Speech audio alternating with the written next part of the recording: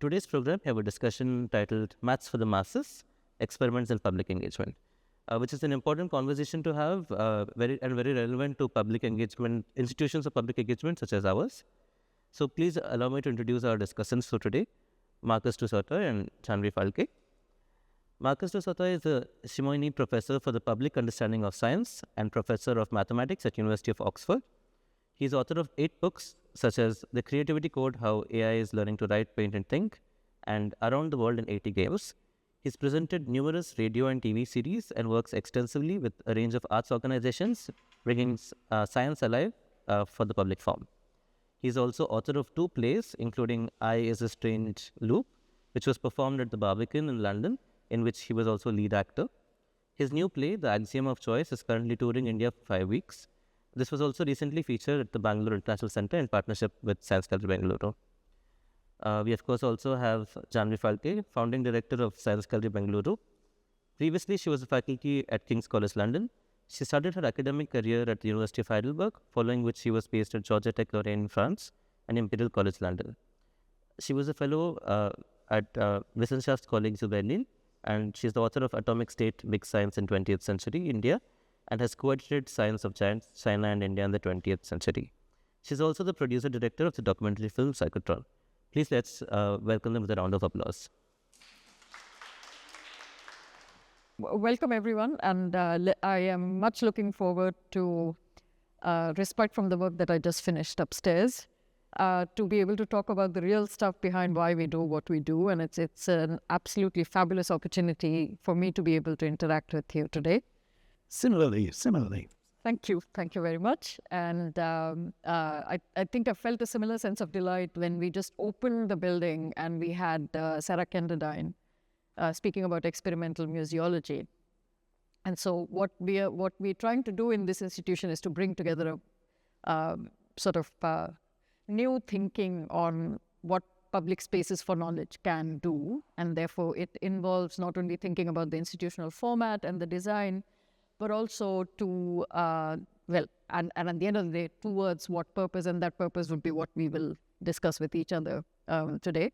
I must warn you, but also our audience, that I am a historian of the physical sciences, not of mathematics, and I am not trained in maths, so that's a lovely blind spot, which I'm hoping that our audience will, contribute to and help us ask you better questions around that. But I am interested in your approach. I'm interested in discussing together with our audience and sharing with them why do public engagement at all, and what kind of experiments are possible. How is this even doable? So let me start with asking you sort of couple of questions around your journey towards, where you are. And I mean, if I was left alone with him, I would ask him, how does he get the time to write 8 books? But, I will keep that question aside for now. I go into quantum superposition, and one of me writes one book and the other one writes the other book. I can absolutely see that, because, there wouldn't be another way to do it, would there? So, Marcus, help us understand how you started out, and what took you from math to public understanding of science. I mean, it's interesting, your initial kind of need to express a side of caution towards your abilities in mathematics. And I think this is very prevalent, that people are very nervous of this subject in a way that they're not with the physical sciences, because, we see rockets outside, and rockets are immediately exciting. And you think about planets and stars, and or chemistry, you can blow things up in the lab. And so I think there is this fear, which is one of the challenges of doing public engagement with mathematics, is that a lot of people are very frightened of it. So I'll tell you a little bit about my journey, about, how did I overcome that fear? How did I fall in love with this subject? And it was I was lucky to have a teacher when I was about 12 or 13 who took me aside after a lesson and said, what we're doing in the classroom is not real mathematics. It's just very technical rather boring things, sines, cosines, quadratic equations. I mean, it's the kind of technical side of the mathematics, but it's actually there's much bigger stories. And he kind of I kind of feel like he gave me this key to a secret garden, and he started telling me about all of these things like Fibonacci numbers, prime numbers, geometries in higher dimensions, and with somebody, it's always when a teacher takes an interest in you, you respond to that, I think. But I did suddenly experience real mathematics through this teacher. And I must say I was not good at maths up to that point.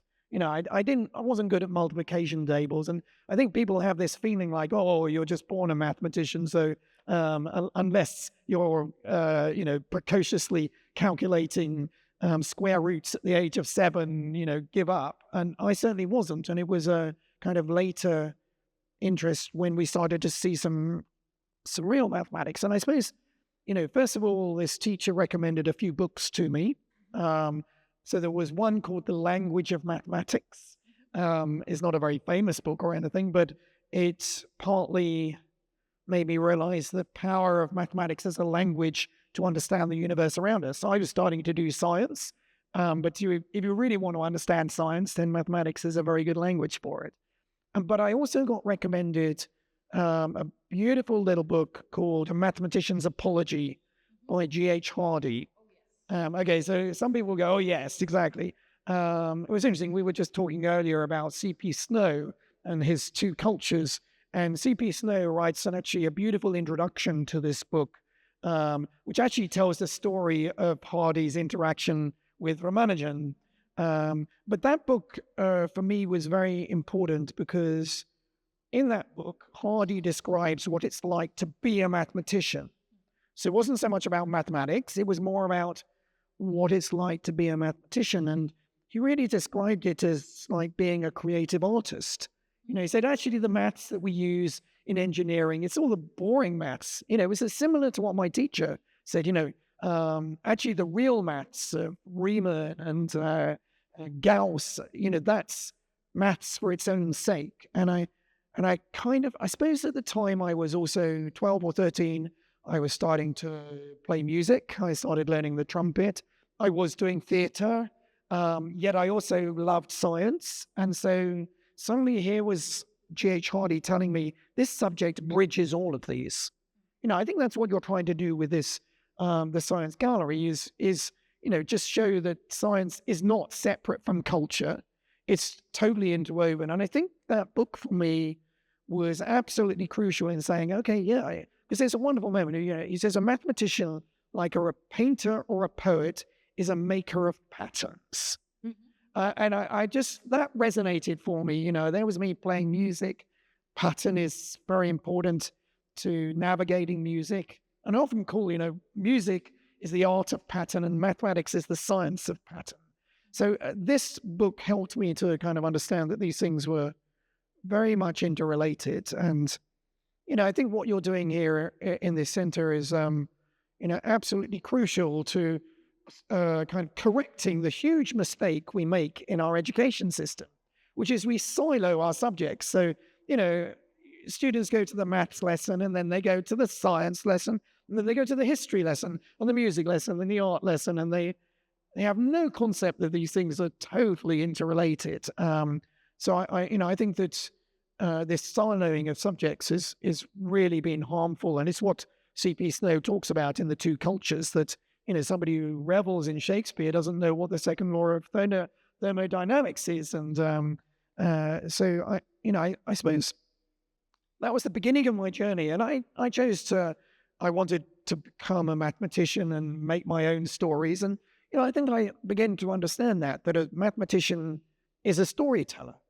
We're a species that loves telling stories. And maths and science is part of that journey. It's about telling stories about how our universe evolved, where it's going to, how to understand what's going to happen next. And so I think that, I wanted to tell my own stories in this. I knew, but then you're motivated to do the technical side. You can't become a mathematician without doing sines, cosines, quadratic equations, differential equations. But if you're motivated to understand, well, I'm doing this not for its own sake, not for utility of making a new bridge, but for the ability to express my own stories, I think that gives you the motivation to put the time in. And I think that's what we miss in our education. We do all this technical side, and the kids are all going, why are we doing this? Most teachers don't know why. And they kind of, so I think that, I had a teacher who did know why. And I sort of feel as, there was me learning the trumpet. And I had to do scales and arpeggios, and they're very boring. But if you realize, oh no, if I actually are able to play these scales and arpeggios, it's going to facilitate me playing Bach or Beethoven or Brahms. So it's the kind of grammar that allows me to tell the big story. So that was kind of the beginning. But, here I am now very much part of trying to get the public excited about mathematics. And I suppose part of the reason, I prove mathematical theorems, tell my stories, but I also felt I wanted to pay back that teacher that excited me, that G.H. Hardy, who wrote that book, the lectures that I went to in the Science Museum or the Royal Institution in London. We have these wonderful things, the Christmas lectures, which you probably have, which Michael Faraday started in 1825. And he said, let's do lectures about science for children at Christmas. But it started in 1825, took till 1978 for them to take the risk of doing a set of lectures on mathematics for the first time. Okay. They've been doing chemistry, physics, biology, astronomy, but they, that long. And then, so that was when I have to do some maths now, when I was 13. And my dad got me some tickets to go and see Christopher Zeeman giving lectures to children. Now, anyone who's, there are some mathematicians here. Christopher Zeeman is one of the great mathematicians of the 20th century. He proved the Poincare conjecture in various dimensions. He's, a really major figure. But here's him saying, no, I'm going to do some 5 lectures for like children. And I had the chance to go to one of those lectures. And again, what I'm doing now is to pay back Christopher Zeeman because I went to that lecture and I was like, wow, that's incredible. He was doing proofs. He proved that there are infinitely many primes. He talked to us about chaos theory and catastrophe theory. And I got asked to do the Christmas lectures in 2006. I was the 3rd person to do it on maths. And it was very sweet. Christopher Zeeman wrote to me and said, oh, I'm so glad to see that I don't think he knew that I'd been to his lectures. He said, I'm so glad that you're doing these lectures, and now they're televised at Christmas. And so, that you can reach a very big audience. But he said, don't give in to the BBC when they try and tell you can't do a proof on television, stick to your guns. And that was what I respected. He actually did not he gave respect to the children that they could understand big ideas. And it was lovely finishing my lectures saying, well, I hope, I said I was actually in these lectures in 1978, and I hope that one of you will be standing up here one day giving the lectures saying, I went to the lectures in 2006. So partly it's about paying back, but I think partly it's also, if you're a mathematician, there are very few people who understand genuinely what you're doing. I mean, I probably have about 10 people around the world that genuinely understand the mathematics I'm doing, and that can be deeply frustrating because, I have a colleague in Germany, a colleague in Israel, colleague in Russia.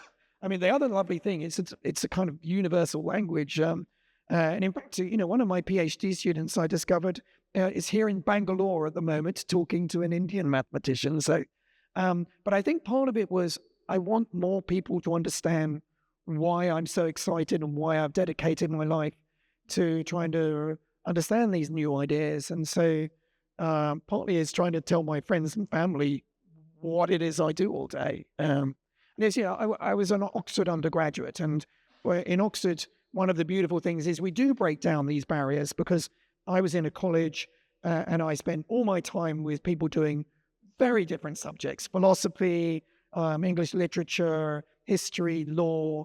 And I would have to sit around as we drank in the evening in our rooms and defend why mathematics was absolutely as exciting as, Derrida's deconstruction of literary criticism. And so I think that was where I did a lot of my training, in a way, that I had to find a language to explain to people. It's funny, I've just been in the car with my actors, and we got some light. So I should explain, the reason I'm here in India is that I wrote this play, The Axiom of Choice, which some of you actually have managed to come along to.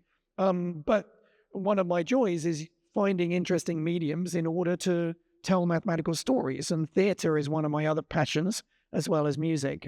But we were just going down to a school where we did a performance this afternoon, and we were chatting away, and there was an interesting news article about different sorts of infinity, and we talk about that in the play. But my actors are not mathematicians, but they've got intrigued enough. So one of them very maybe innocently asked, "So, Mark, why are there different sorts of infinity?"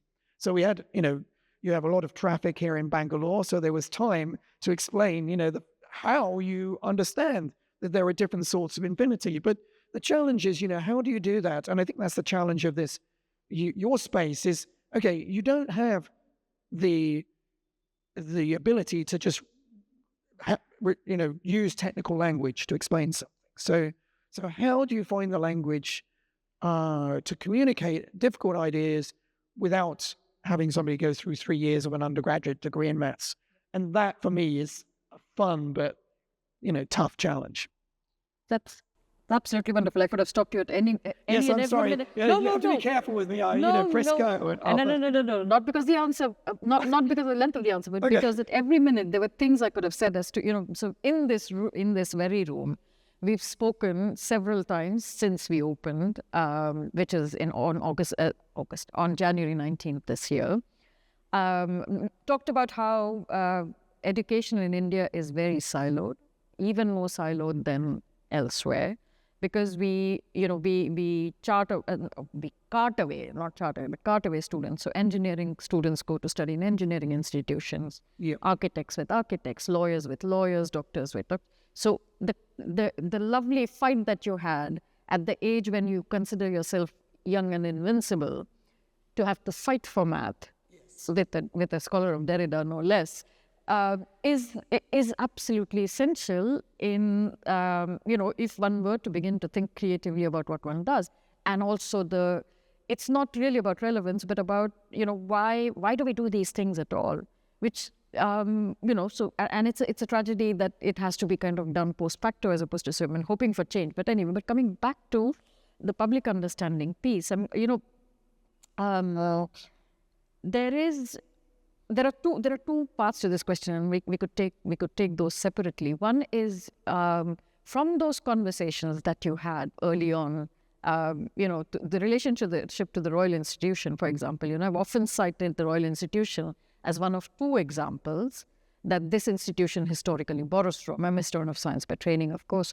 The other is the Indian Association for Cultivation of Science, where people like Faraday and Raman could spend time and do work that was worthy of prizes, considered the best in the field. Yes. Right?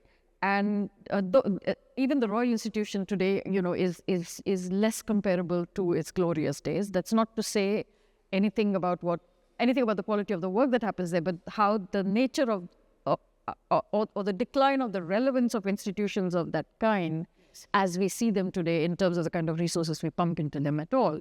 And that's also why we have here not just research festivals, as I call them, or the exhibitions, but also a public lab complex that we are developing along the lines of what happened earlier, but more on that probably later or not. But I think fundamentally when I see it, when I hear you speak, I also hear allusions to, and therefore I'm going to push you to try and help me answer this question, because I can't answer it myself. Why do we do research in a way, right? Like we are constantly trying to explore and find answers to the question as to what is our collective relationship to fundamental knowledge. Yeah. Right. And why do it at all, right? Like, because we answer it we answer the question in terms of curiosity, wonderment, or then under extremely tragic circumstances, applications. But there is a many of us struggle, but what our struggle is to establish to ourselves why collectively we are searching for something, we are searching for an understanding. And for someone who then wants to make that understanding further understandable in the public domain, I mean, this question is very, very, it's an existential one, right? Like in some ways, I mean, even if it's a hyperbole that I use, and, I'm prone to exaggeration, what would you say is our collective relationship to fundamental knowledge at all? Yeah, well, I think this is very relevant to, the idea that I'm not doing mathematics for utility. I mean, that is a motivation to make new technologies, better society, make personally money out of, Sergey Brin and Larry Page learned about eigenvalues of matrices and turned that into a Google search engine, and they are now very rich. So that could be your motivation, but I think that's a very short-term, transitory. I think this relates specifically to one of the major themes in the play that I've written, because it talks a lot. So the play is about a mathematician who, like J.H. Hardy, does number theory. He does Andre Bay. He is a mathematician for the sake of mathematics, not for anything else. But he gets very obsessed with the Bhagavad Gita and comes here to India, learns Sanskrit. And for me, one of the things we explore in the play is the idea that, Krishna talks to Arjuna about, should Arjuna fight or not? Well, he says it doesn't really matter because your life is finite. You're going to die at some point. Why die on a battlefield, die later in old age? That's all kind of irrelevant. The one thing that survives is your Atma, or your soul. So that is infinite in nature. Now, for me, what that resonates with when I read the Gita when I was writing this play is that is one of the reasons that I do my mathematics, because it's almost, you say it yourself, it's an existential thing. I do mathematics quite often because I want to tap into things which are eternal truths of the universe. Mathematics is probably the only place where we really can access these eternal truths. Science is a very much more evolutionary process, survival of the fittest theory. You can never know, as Popper said, a scientific theory is falsifiable, therefore it has the chance to be wrong if it isn't the potential to be falsifiable. So you never know in science whether you've actually arrived at the answer, unlike in mathematics. And I think for me that's why I chose mathematics rather than the sciences, because I love the idea that proof gave you this kind of extraordinary certainty. Let me push you a little further on that to ask you. We understand now to some extent your personal relationship to this existential question. The one that I'm trying to grapple with for an institution of this kind, but also for the nature of position you occupy, is how do we articulate a collective relationship? Right? Like as society, why and how are we invested in fundamental knowledge? I suppose, I think by understanding one's personal, one understands the social kind But help us make the jump. My feeling is that we're a species that is obsessed with trying to find meaning. And of course, actually, if you're a scientist, there is probably no meaning to this whole thing. But that we replace that with trying to understand our place in this kind of story of the universe. Is this something we tell ourselves, or is this something we actually see? People wanting to understand. I think it is. I think, that's why science and religion actually have way more overlap than people. My predecessor in this job was Richard Dawkins. I was saving that question for later. Okay, but right. no, go ahead. So, go ahead. He, I think, quite legitimately argued for, that some of the kind of obsession with religion is absurd. But I think there's actually a lot of overlap, which is, this desire to understand one's place in the universe. And I think, why actually, I think popular science is so popular at the moment is that it provides a little bit of meaning to one's place in the universe, which, most of the time, if you, without a kind of made-up story of religion, you can be quite bleak. So I do think that there's, it is. I think also, I think there's another side to this, which is, we are a species which is, has consciousness. There are probably other species, but I think I think there are higher levels of consciousness probably to achieve, but we are at a level where we can imagine ourselves in the future. That is one of the powers of consciousness, is mental time travel. And I think that then develops a desire to understand what our future might entail. And so I think that drive, I did a program for the BBC about consciousness, and we did this experiment, which didn't get into the TV program, but I had this little buzzer on me, and randomly it would just buzz, and I would have to record what I was thinking about at that moment. And 80% of the time I was thinking about the future. I was thinking about what is going to happen next. I was planning.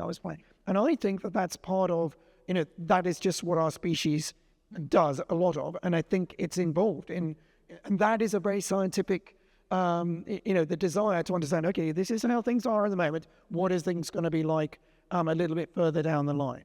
Was this your own, was this game of your own devising, or was it somebody else's? No, it was an experiment that was being done in San Diego, actually, and they were trying to just understand that consciousness in humans actually is a huge amount is about planning future events and not being in the present, which is, of course, we were so obsessed with that's why we spent ages meditating in the morning doing mindfulness, because we're trying to stop ourselves looking and enjoy the present. And I think it is one of the things that, but it comes with a great cost, which is it comes with the cost of realizing our own death.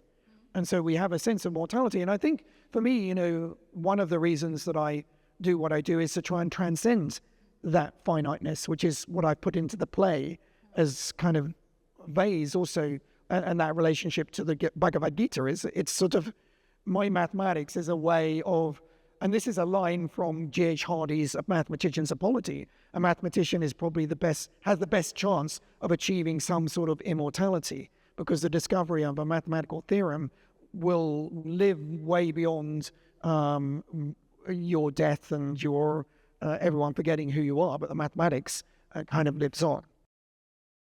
I'm going to bring you back to the present. This morning, in fact, we had David Spiegelhalter here visiting the gallery. Absolutely, yes. And he, for those of you who don't know him already, also holds a professorship for the public understanding of risk. This is easy. You just have to do risk. I have to know about biology, chemistry, physics. So what I'm trying to get at is that there are positions in the university that are now very, very explicitly addressing the need to put fundamental research into the public domain. Yes. Can you help us understand what, in your mind, is the thinking behind positions of this kind in the British education system, and how it sits within the mandate of the university, both in terms of research but also pedagogy? But this is informal public pedagogy, right? Yeah. Like it is a commitment to public education.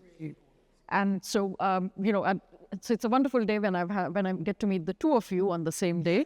But there are other positions. I mean, we also know the David Attenborough Medal and Jonathan Lantham and the work of, oh good Lord, the first winner of the prize, Alice Roberts and Hannah Fry and Adam Rutherford. And, so there is a pretty robust understanding, not just in the university world, but also outside. So making sense of science, for example, apart from even the institutions. So, but let's come back and understand how do you see the university's commitment and understanding from within its mandate to creating positions for the public understanding of? Yes. So when I first started contemplating the idea, I'm not just going to do hardcore pure mathematics for the 10 people, and I thought a journalist. I talked to a journalist and I had a dinner in Oxford, and he said, "Oh, well, it sounds very sexy what you're doing," and he asked me to write an article for the newspaper, for the Times newspaper.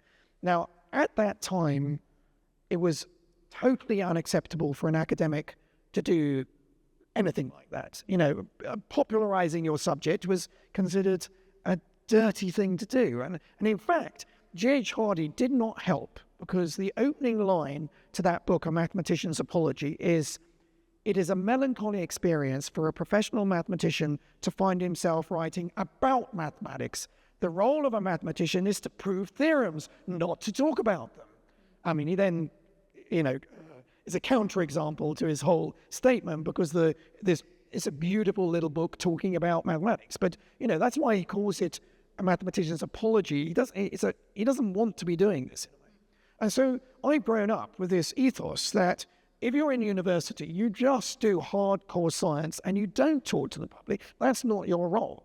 And we've had a very good, very healthy community of science communicators in the UK. Way back to Faraday, as you say. But, I grew up with really good science communicators like Martin Gardner in the Scientific American.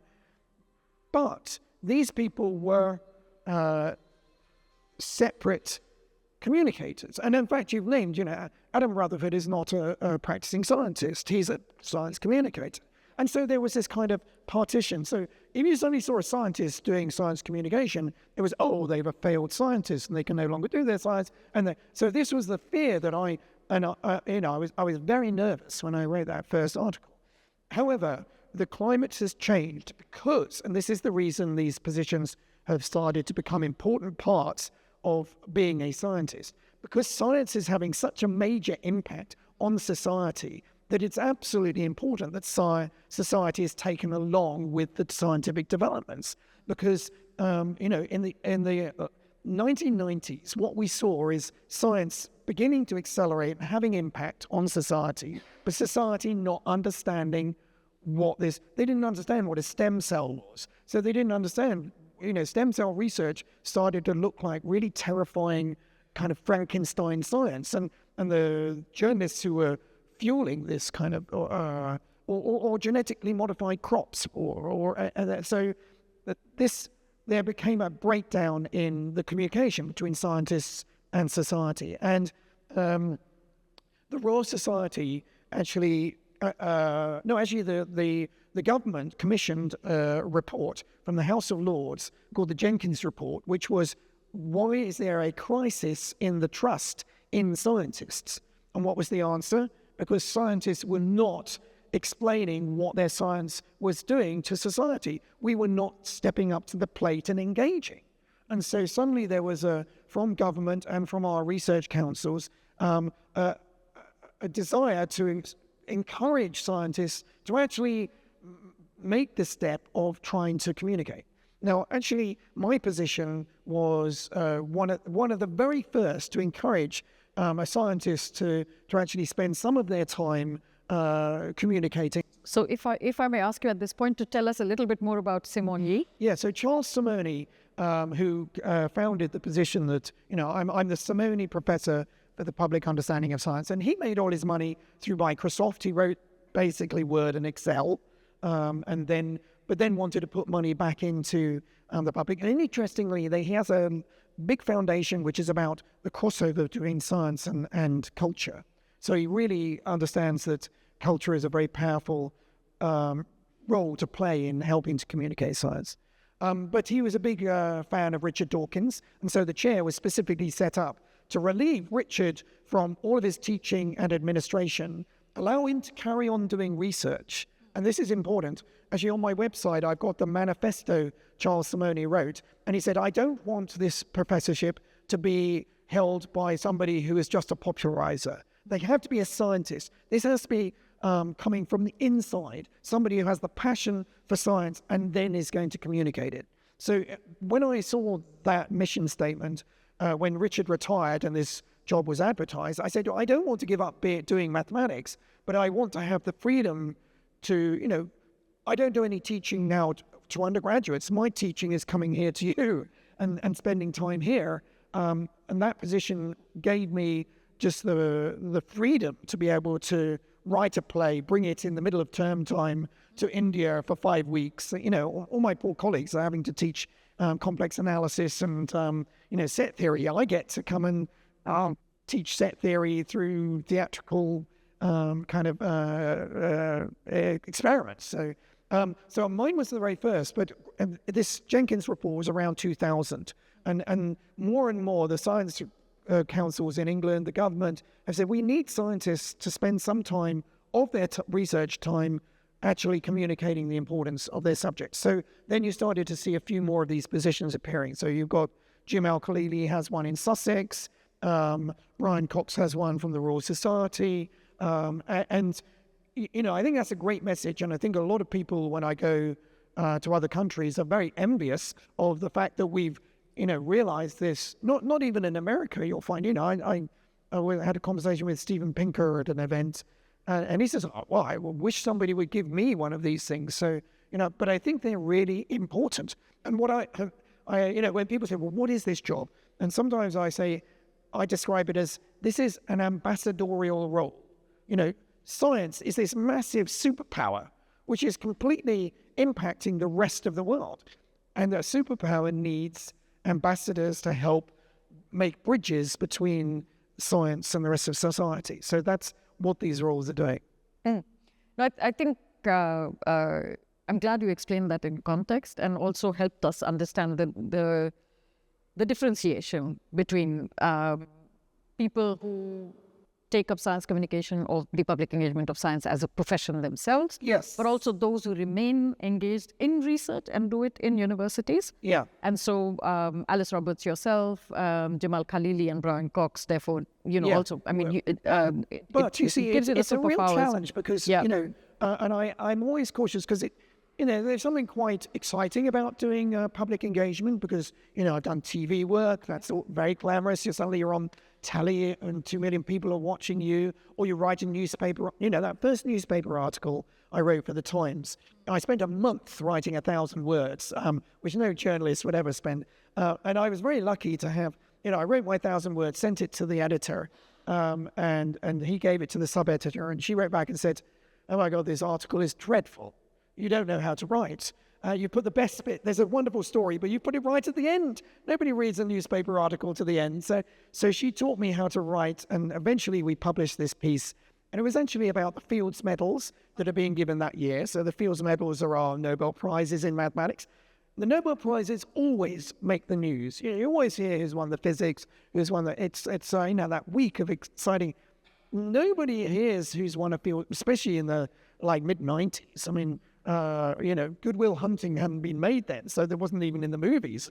They mentioned Fields Medals. So I wrote an article, why, and I think the title for this little session, which we came up with, Maths for the Masses, I think was the headline of that first newspaper piece. Because it was, I said, why is maths not getting the kind of traction that all of the other sciences are? And so I used one of the Fields medalists who'd won that year, who was a colleague of mine in group theory. But I think, but it was very exciting. Suddenly, I was able to go to the newsagent and get a newspaper, and lots of people were reading this. Whilst my articles in journals, it takes 4 years for an article to appear, and then who reads it? It's like these 10 people that have read it already. So I got a big buzz, and I got correspondence. People wrote to me. I got a letter. 2 letters the next morning. They were both abusive, but and that's an important thing. You have to realize that if you raise your head above the parapet, people are going to shoot at you. So I when I now talk to younger people about doing this, first of all, I say you have to have a very thick skin because you will get abuse and people pushing and pulling you around. But I also caution because that kind of excitement of that buzz of doing radio or television, it can draw you away from what you're really passionate about, which is the science. And so I have seen people, the young people, getting excited by doing public engagement, and then suddenly the platform that gave them that ability to talk to the public goes because they're not doing the research. And then suddenly and media is very fickle. Your flavor of the month, and you're doing all the TV projects, and then which was I was doing all the TV programs about maths, and now Hannah Fry came along, and she gets all the she does it wonderfully, and I don't begrudge her doing it, but and she will have her moment when somebody new will come up. So it's a kind of it is a difficult profession actually to do exclusively.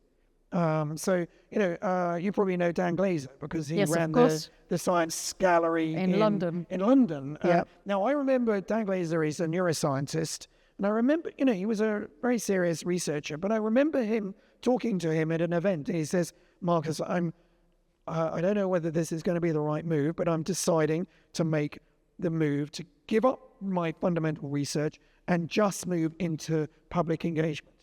Now, he has done it very successfully. He helped set up the Science Gallery in London. He's now helping out at the Royal Institution, and he does amazing events. But I think a little bit of him just always wonders whether, should he have kept doing the neuroscience?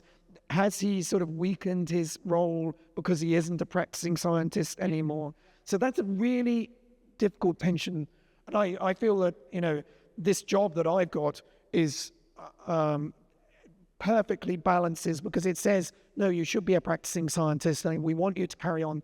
I'm a professor of mathematics as well, and that was very important. I said, I'm not going to give up my professorship in mathematics. But I do spend a lot of time doing this, and I have sacrificed my research, part of my research, to do what I think is still very important. But I still keep, I still do my mathematics. I've got PhD students now who've become professors, and I work with them, and they keep me active. But it has been a sacrifice that I've had to make, to not dedicate myself completely to doing mathematics. But I think this is important enough and I enjoy it. I must say, I love the challenge of trying to find new ways to communicate maths to the public, and I do a lot of music events using music. I set up a centre at the Royal Northern College of Music in Manchester, which explores connections between science and music. And so I work with a composer. That's terribly exciting. And then doing this theatre project. Theatre was always one of my passions, and to be able to bring theatre and mathematics together and communicate through movement, embodiment, not just something abstract and mental, but helping an audience to feel prime numbers or feel Fibonacci numbers is, I enjoy that challenge. Right. So what you say touches not just a raw but a bleeding nerve for me. Okay. So 7 years ago. I apologize about that. No, not in the least, because it makes alive a problem that, in fact, I've been discussing with Shobana, who's in the audience. The one thing that is true in the Indian context is that if one decides to do public engagement of any kind or science communication of any kind, one is doing it on one's own time. Yes. Right? And so you're doing your research, you're doing your teaching, and then so this is additional work that you take on. It's not taken to very kindly. It's not perceived very kindly. Not rewarded. It's not rewarded at all, but it's also not, it doesn't bring you the kind of prestige that being on several committees and, sort of spending tedious amount of tedious time thinking tedious thoughts and saying tedious things is about to bring you, right? And so I think the reward system of the reward mechanisms of the system are entirely aligned against it. And I took this decision 7 years ago to kind of, come over and do this. And my last PhD student, in fact, finished 2 years ago at King's. And ever since, it's exactly what I've been thinking. It's like, yes, I do miss the classroom, but I wouldn't mind being able to do my research, because it's also about credibility and the kind of voice you can have in the public domain. You cannot speak, or you cannot, first of all, rest on laurels. Yeah. Very, very old laurels, but also dating laurels or dated laurels, but also you can't, in some ways, find credibility and voice in what is primarily an academic community to speak to your audiences. So, because your audiences are also evaluating you in terms of your place in the spectrum of people they think are credible or not. And so this sitting between chairs is the most uncomfortable place, to be in, as it rightly should be so. So I do recognize that the nature of this position, in fact, is quite not just interesting, but actually quite wonderful.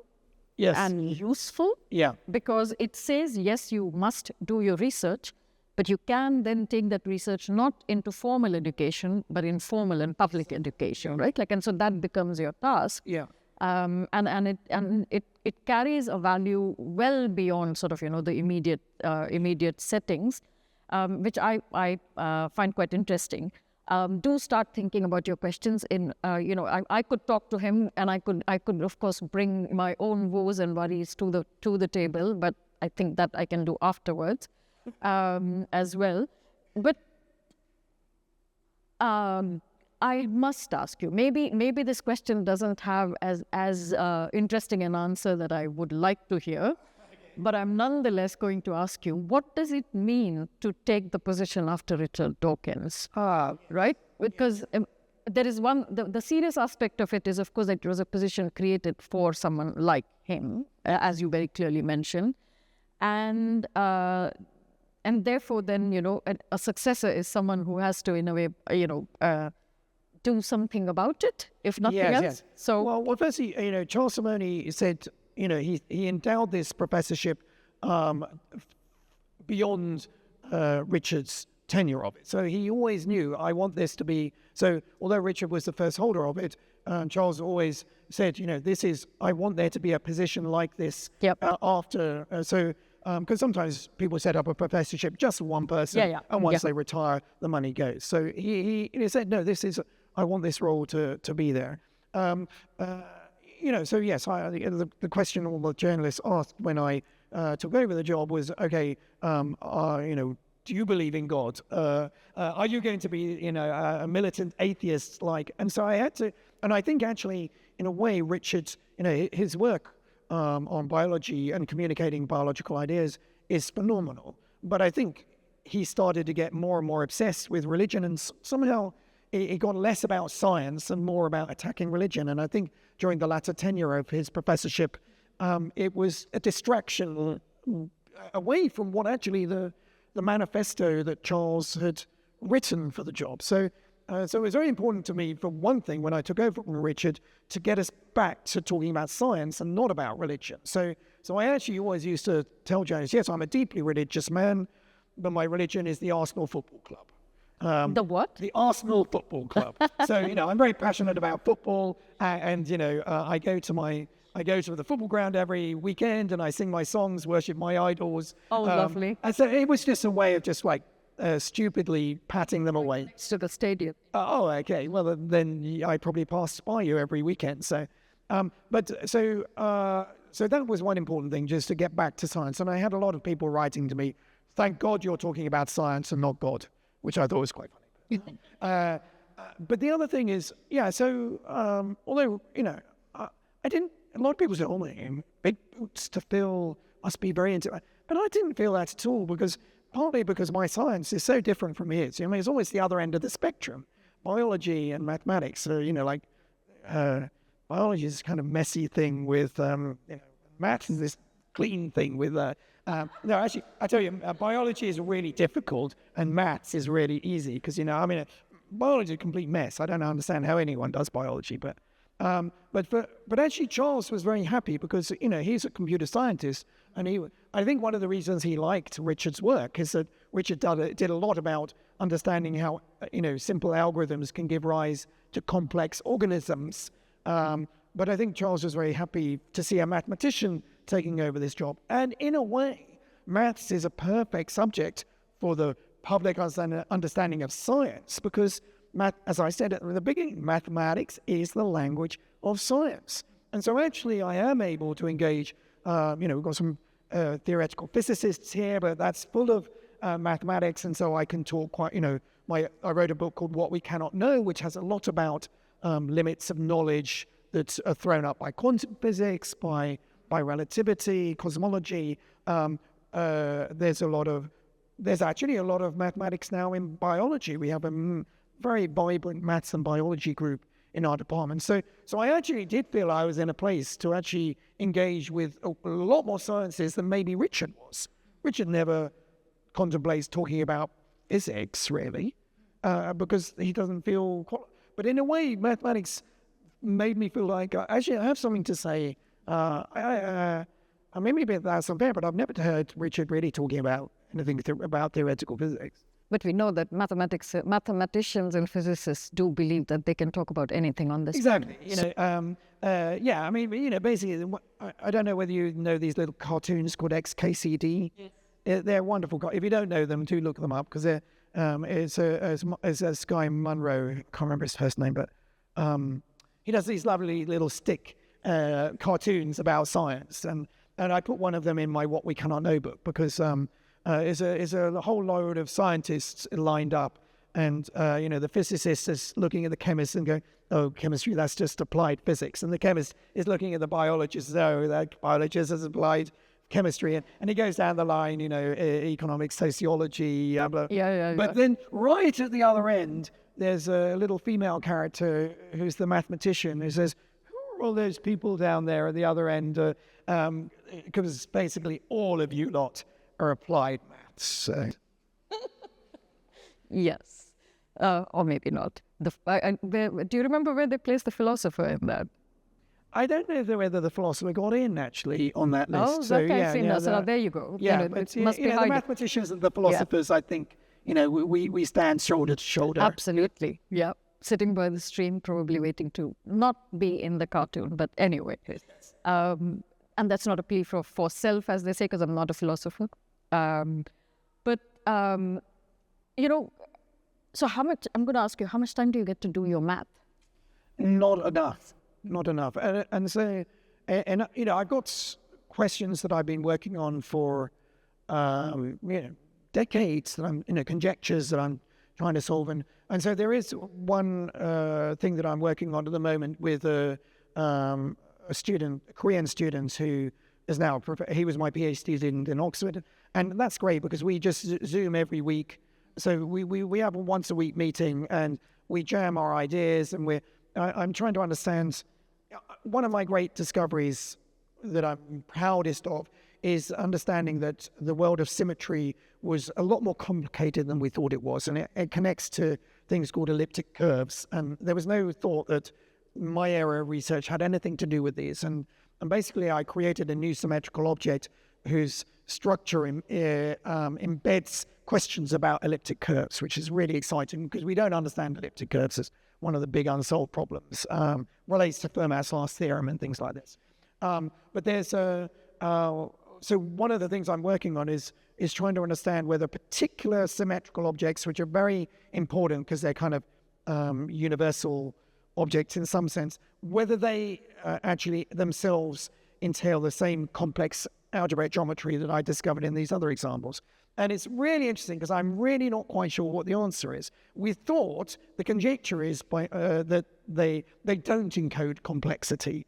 And my feeling is as we dig more and more into this, that I'm beginning to see the possibility of these and things that I had discovered previously cropping up in this new area. So that's the thing which is obsessing me. But I'm reaching this rather pessimistic moment when both of us are beginning to wonder whether our human brains just have reached capacity, and that the where we'll see this interesting behavior happening.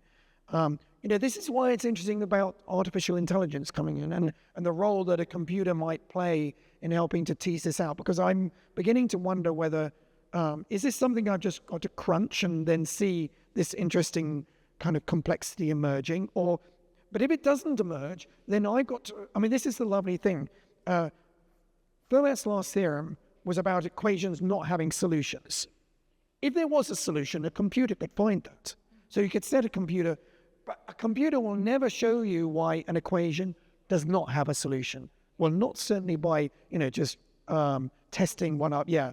So that's the challenge. We humans are very good we're finite beings at heart, yet we have the ability to understand the infinite in the sense of the showing that it doesn't matter how many numbers you put in. These things will never solve these equations. And I think, again, that relates to the exciting thing in the Gita about, our bodies are finite, yet we're somehow able to transcend that and conceive of the infinite. And that's what mathematics does. We're in a, just go back to G.H. Hardy's A Mathematician's Apology. There are two proofs in there. And those proofs really, they're the things why I want to do that. One is the proof that there are infinitely many prime numbers.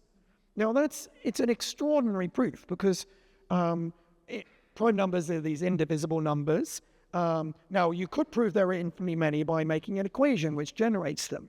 But even to today, we do not have such an equation. But Euclid showed why, any finite list of prime numbers will always miss one off the list, and shows why there's always another one. It doesn't help you to find them. But for me as a 12-year-old, 13-year-old, the idea that through a finite set of steps, you can show that something goes on to infinity without being able to really show where it is, that was mind-blowing. So I think that for me, that was one of the exciting things about mathematics, is the ability of our finite minds to navigate the infinite. And in a way, that's, I think, the challenge that I'll have. I don't think a computer in the end will help me to tease out this problem that I'm working with my Korean student. So in answer to your question, yeah, I am spending some time, but my feeling is as Hannah Fry takes over the television, and there's a plus side to this, which is I get relieved to do a little bit more of my mathematics, and so yeah, I am kind of I do enjoy that side, but it's it's hard work. It's and it's like an act. It's like meditation.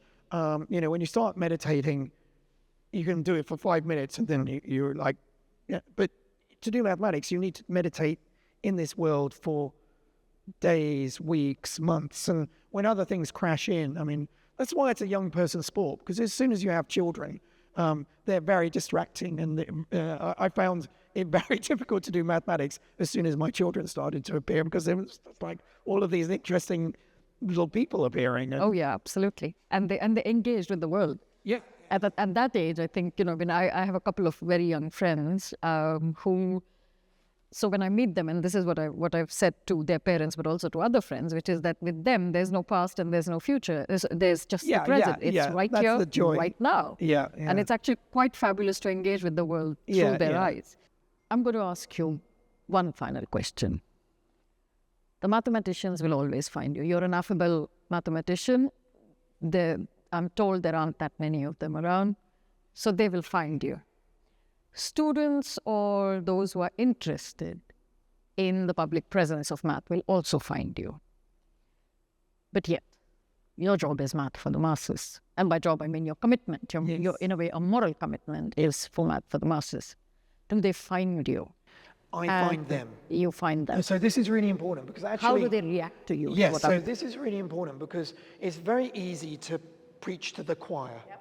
So I love doing science festivals or coming to science galleries. But this is this is not a science museum. This is a gallery cross-culture.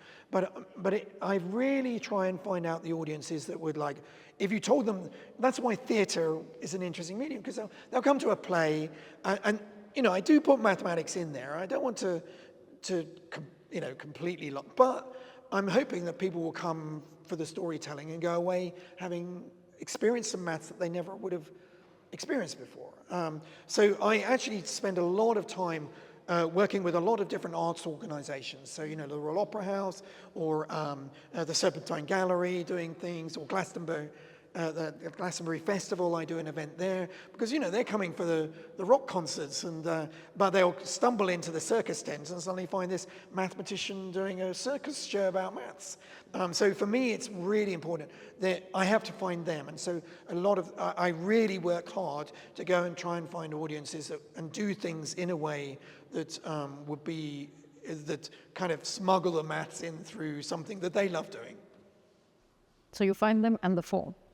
And then, so the form is important to something that they're happy to engage with, and then try and find the way to bring the mathematics in. And so I suppose I'm writing a book at the moment, which will be out in May, called Blueprints. And it's a way that mathematical structures get used a lot as structures in the arts. So time and again, when I've worked with artists and composers and architects and painters, they've often rediscovered a structure just for the aesthetic beauty of it, and it'll be a mathematical structure that I recognize. So, Zaha Hadid, she was a mathematician through training, but all of her buildings are basically bits of geometry, but we love experiencing just the beauty of those folds and things. But so the book is trying to, I've spent 30 odd years spending time trying to explain mathematics through these artistic mediums and reveal the maths that's hidden inside these. So that book is quite a good example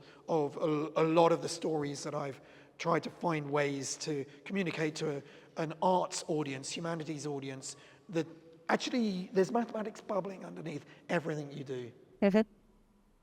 Thank you very much. This has been an absolutely fabulous conversation. Thank you for your so time. Much.